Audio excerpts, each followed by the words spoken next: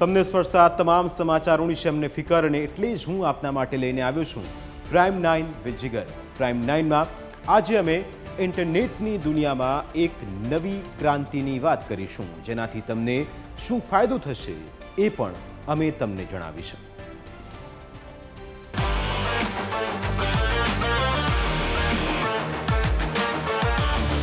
અંબાણીની આકાશમાં અનંત ઉડાન.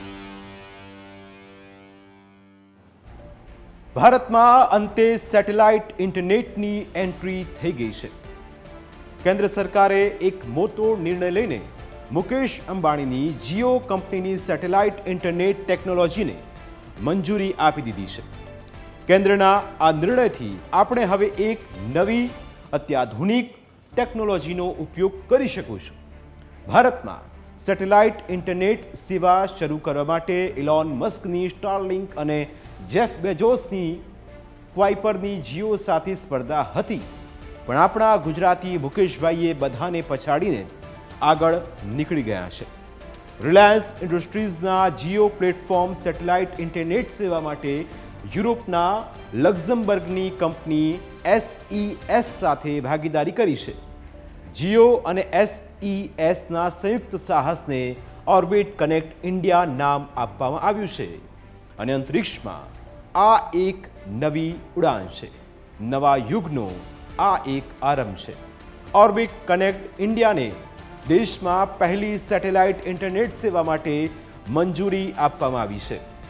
ભારત હવે ટેકનોલોજીના નવા યુગમાં પ્રવેશ્યું છે. ભારતમાં સેટેલાઇટ ઇન્ટરનેટની એન્ટ્રી બહુ મોડી થઈ. દુનિયાના 100 કરતાં વધારે દેશોમાં અત્યારે સેટેલાઇટ ઇન્ટરનેટ સેવા ચાલુ છે. મોટાભાગના દેશોમાં ઇલોન મસ્કની સ્ટારલિંક કંપનીની સેટેલાઇટ ઇન્ટરનેટ સેવા ઉપલબ્ધ છે. સ્ટારલિંકના કારણે અમેરિકાના તમામ 50 રાજ્યોમાં સેવા મળી રહી છે. છેવાડાના ગામમાં પણ સેટેલાઇટની મદદથી ઇન્ટરનેટ સેવા શક્ય બની છે.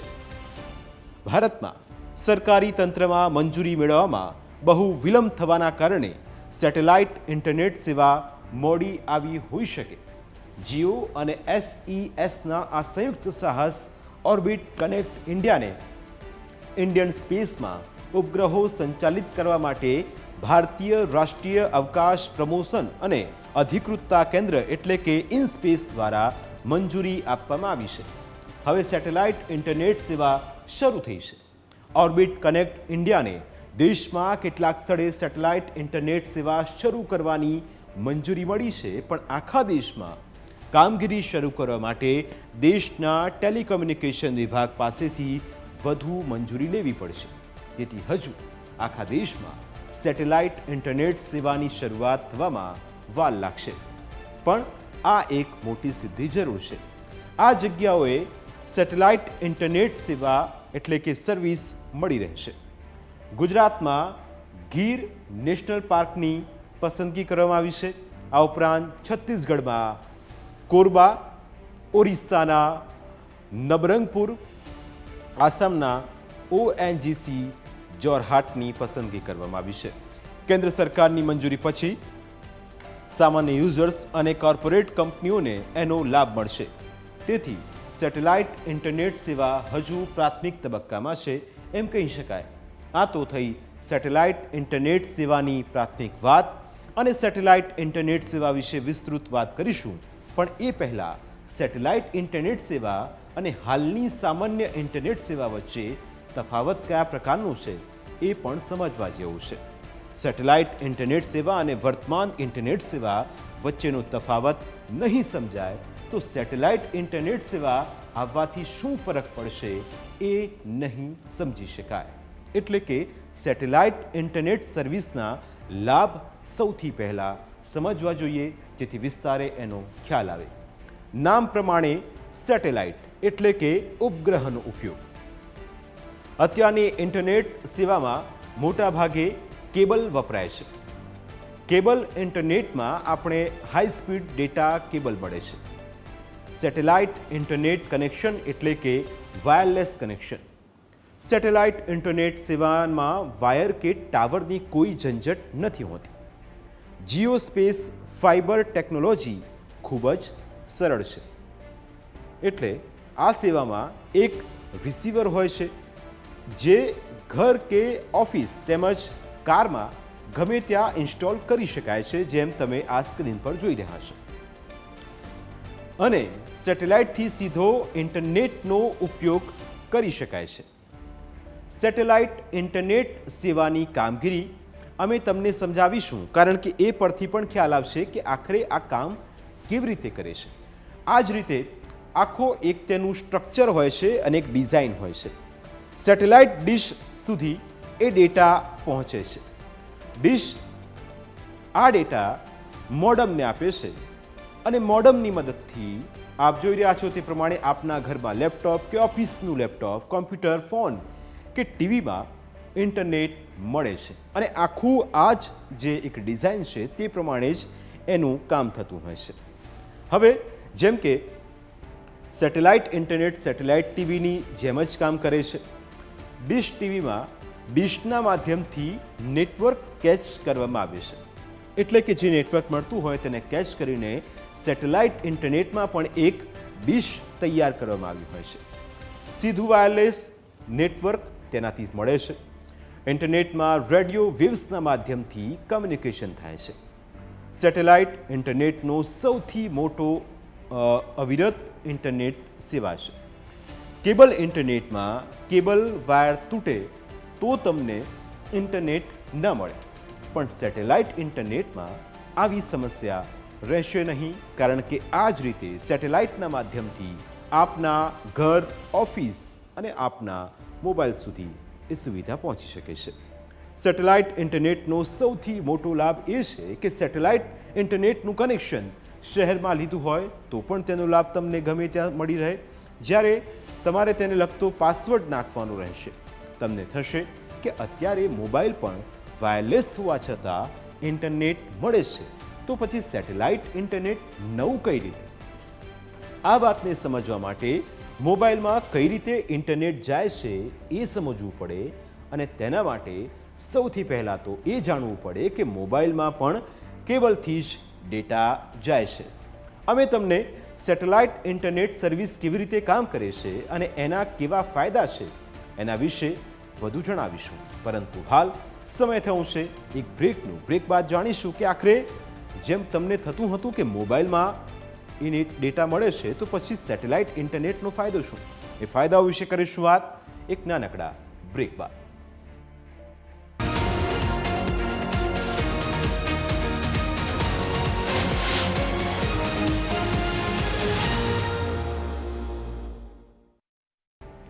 સેટેલાઇટ ઇન્ટરનેટ સર્વિસ કેવી રીતે કામ કરે છે જાણવું જરૂરી છે, કારણ કે તેનાથી જ ખ્યાલ આવશે કે આ સેટેલાઇટ ઇન્ટરનેટ કેવી રીતે કામ કરે છે.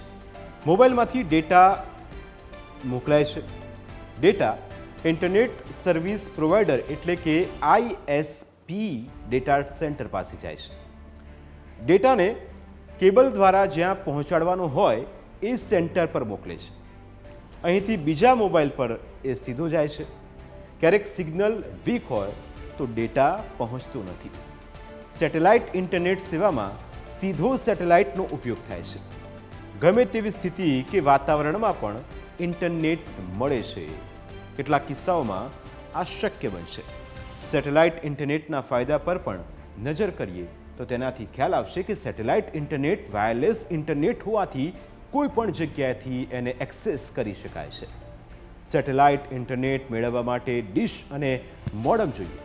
ડિશ અને મોડમ હશે તો ગમે ત્યાં તમને ઇન્ટરનેટ મળી જશે. ગામડાના વિસ્તારોમાં કેબલ ફાઇબરનું જે લાઇન છે કે ટાવરની સુવિધા નથી મળતી, ત્યાં પણ સેટેલાઇટ ઇન્ટરનેટનો લાભ મળશે. કુદરતી આપત્તિના સમયે સામાન્ય ઇન્ટરનેટમાં ઘણું નુકસાન થતું હોય છે, કેમ કે એ કેબલ આધારિત છે, પણ આ ઇન્ટરનેટ સેટેલાઇટ આધારિત હોવાથી ક્યારેક વિઘ્ન આવે પણ સરળતાથી રિકવરી થઈ શકશે. બીજી તરફ સેટેલાઇટ ઇન્ટરનેટ સેવાના ગેરફાયદા પણ કેટલાક છે અને એ પણ જાણવા જોઈએ. સેટેલાઇટ ઇન્ટરનેટ સર્વિસના ગેરફાયદા શું છે? તો સીધી સ્પેસથી ઇન્ટરનેટ કનેક્ટિવિટી મળે છે. ખરાબ હવામાનમાં નેટની સ્પીડમાં સમસ્યા આવી શકે છે. સેટેલાઇટ ઇન્ટરનેટનું જાતે ઇન્સ્ટોલેશન કરી શકાતું નથી અને ફાઇબર ડિવાઇસમાં તમે જાતે જ સેટઅપ કરી શકો છો. ડિવાઇસ પ્લગ અને પ્લે પર કામ કરે છે. પ્રોફેશનલ ડીશ અને મોડેમનું સેટિંગ કરી આપે છે. ડીશ અને મોડેમનું યોગ્ય સેટિંગ ન થાય તો ઇન્ટરનેટ ન મળે એવું પણ કેટલાક કિસ્સાઓમાં બની શકે છે. સૌથી મોટો ગેરફાયદો એ છે કે શરૂઆતમાં ભારતમાં સામાન્ય ઇન્ટરનેટ કરતાં એ બહુ મોંઘું હશે. સેટેલાઇટ ઇન્ટરનેટની સ્પીડ અત્યારે ભારતમાં મળતા 5G ઇન્ટરનેટની સ્પીડથી વધારે નથી. આમ સેટેલાઇટ ઇન્ટરનેટમાં બેવડો ફટકો ભારતમાં હજુ સેટેલાઇટ ઇન્ટરનેટની શરૂઆત હોવાથી હાલ સામાન્ય ઇન્ટરનેટની સરખામણીમાં મોંઘું છે એમ માનીએ પણ સંતોષ ન લઈ શકાય, કેમ કે આ સેવા હાલની 5G ઇન્ટરનેટ સેવાથી મોંઘી જ રહેવાની છે.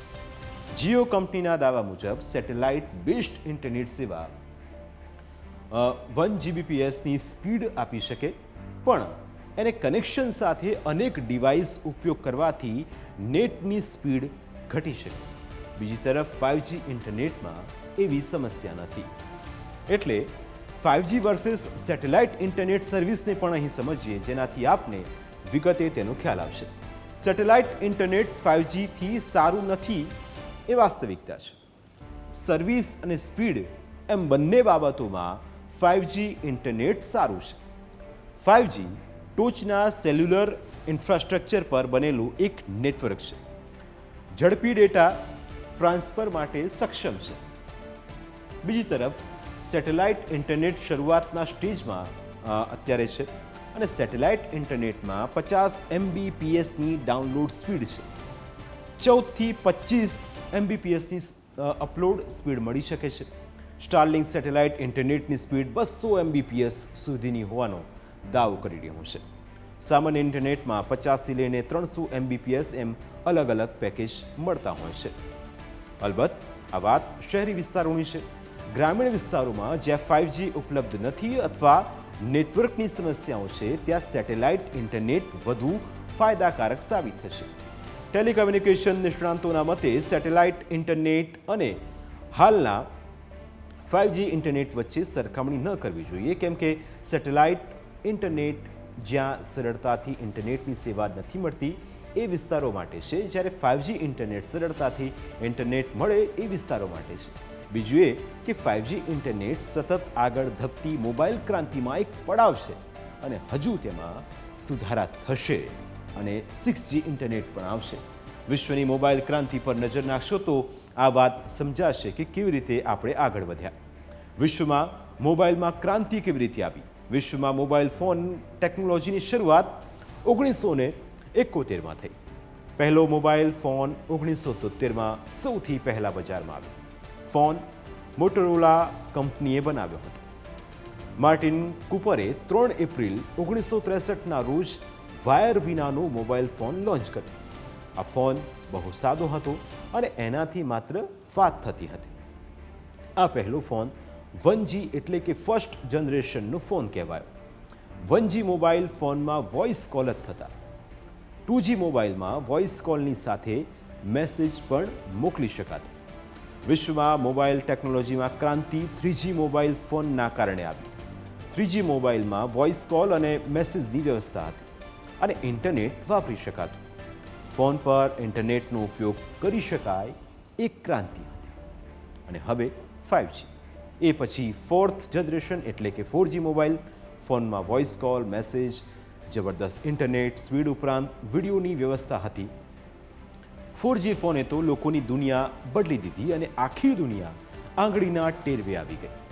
અત્યારના 5G મોબાઈલ ફોનમાં વોઇસ કોલ, ટેક્સ્ટ મેસેજ વગેરે જૂનું બધું જ તો હશે જ, પણ હાઈ સ્પીડ ઇન્ટરનેટ પણ છે, જેની સ્પીડ એટલી થવાની કે આંખના પલકારામાં ગમે તેવો વિડીયો ડાઉનલોડ થઈ જશે. ટેકનોલોજીની નવી જનરેશનની શરૂઆત છે. 5Gમાં માત્ર સ્પીડ જ અપગ્રેડ નથી થઈ, ટેકનોલોજીની નવી જનરેશનની પણ શરૂઆત થઈ છે. 5Gમાં ભવિષ્યમાં એક સાથે લાખો ડિવાઇસ ડેટાનો ઉપયોગ કરશે. એકબીજા સાથે આદાન પ્રદાન પણ કરી શકશે. ફ્રીજથી લઈને CCTV સુધી દરેક ડિવાઇસ સાથે ફોનને કનેક્ટ કરી શકાશે. સ્માર્ટ સિટી અને ડ્રાઈવરલેસ કારનું સ્વપ્ન પણ સાકાર થશે. 5G ફોન આવતા નેટવર્ક રિસ્પોન્સ સ્પીડ વધી છે. ઓછા પાવર સાથે બેટરી લાંબા સમય સુધી ચાલે છે. સ્પીડ નેટવર્ક પર વધુને વધુ ડેટા ટ્રાન્સફર કરી શકાય છે. હાલની 5G ઇન્ટરનેટ ટેકનોલોજીમાં સૌથી કમાલની બાબત ડેટા ટ્રાન્સફરની છે. એટલે મોબાઈલ ટેકનોલોજીમાં 3G અને 4G ફોન પણ ક્રાંતિકારી ગણાતા, પણ 5G તેના કરતાં બહુ આગળ છે. 4G એટલે કે ફોર્થ જનરેશન મોબાઈલ ફોન ટેલિકોમ્યુનિકેશનની ચોથી પેઢીના ફોન હતા. 5G કોલમાં એવું મોબાઈલ નેટવર્ક છે કે જે વાત કરતી વખતે સારી વોઇસ ક્વોલિટી અને ઇન્ટરનેટનો ઉપયોગ કરવાની સગવડ તો આપે છે, પણ એ પહેલાંના 3G નેટવર્ક કરતાં અનેક ગણી વધારે સ્પીડથી માહિતી આપે છે. ટેક્સ્ટ વગેરે અપલોડ કરવાની સુવિધા આપતું હતું. 3G નેટવર્ક પર માહિતી ડાઉનલોડ કરવાની અંદાજિત ઝડપ 14 Mbps હતી. મતલબ કે 1 સેકન્ડમાં 14 MB સુધીના ડેટા ડાઉનલોડ થઈ શકતો, જ્યારે અપલોડ કરવાની સ્પીડ લગભગ 5 Mbps હતી. 4G પર ડાઉનલોડની ઝડપ 100 Mbps અને અપલોડ કરવાની ઝડપ 50 Mbps સુધી હોય છે, એ આપણે અનુભવ્યું છે. હવે 5Gમાં આ સ્પીડ 10 GB સુધી પહોંચી શકે છે. 5Gમાં ઇન્ટરનેટની સ્પીડ 1 સેકન્ડના 10 GB સુધીની થાય તો 40 સેકન્ડની અંદર 1 GB આખું મૂવી ડાઉનલોડ કરી શકાશે. અત્યારે જીઓ જે વાપરે છે 4G LTE નેટવર્કનો 1000 Mbps સ્પીડ મળે છે. આ સ્પીડથી આપણે રાજી છીએ, ત્યારે તેના કરતાં 10,000 ગણી વધારે સ્પીડ મળશે તો શું થાય તેનો વિચાર કરીશું. અને આ પછી આ પાછો એક અંત નથી. દુનિયામાં ચાલી રહેલા પ્રયોગને જોતા 6G ટેકનોલોજી આવશે અને ત્યારની સ્પીડ વીજળી જેવી હશે. હમણાં એક પ્રયોગ કરીને ચીન દુનિયામાં સૌથી ઝડપી ઇન્ટરનેટ ધરાવતો દેશ બની ગયો છે, કારણ કે ચીનની શક્તિ જોવા મળી રહી છે. ચીનનો આ પ્રયોગ સફળ થયો છે. સિંધુઆ યુનિવર્સિટી, ચાઇના મોબાઈલ, હુવેઈ અને સેરનેટ.com કોર્પોરેશનની આ કમાલ છે. 1 સેકન્ડમાં 1.2 TB ડેટા ડાઉનલોડ કરી શકે છે. 1 સેકન્ડમાં 1 GBની મૂવી ડાઉનલોડ કરી શકાય છે. અત્યારે 40 સેકન્ડમાં ડાઉનલોડ થતું મૂવી 1 સેકન્ડમાં ડાઉનલોડ થઈ જશે. 10 વર્ષમાં આખા ચીનમાં આ સ્પીડે, એટલે આખું સ્પીડ ચીન આ ઇન્ટરનેટ એ સ્પીડે ચાલશે. અત્યારે સૌથી ફાસ્ટેસ્ટ ઇન્ટરનેટ અમેરિકામાં છે, જેની સ્પીડ 400 GB પ્રતિ સેકન્ડની છે. આ સ્પીડ 5G ઇન્ટરનેટમાં મળે છે, પણ ચીન તો તેના કરતાં પણ આગળ નીકળી ગયું છે. તેથી ભવિષ્યમાં મોબાઈલ ટેકનોલોજીમાં કે કેબલ દ્વારા મળતા ઇન્ટરનેટમાં જે સ્પીડ મળશે તેની કલ્પના ન કરી શકાય. સેટેલાઇટ ઇન્ટરનેટમાં કદી આટલી સ્પીડ મળવાની નથી.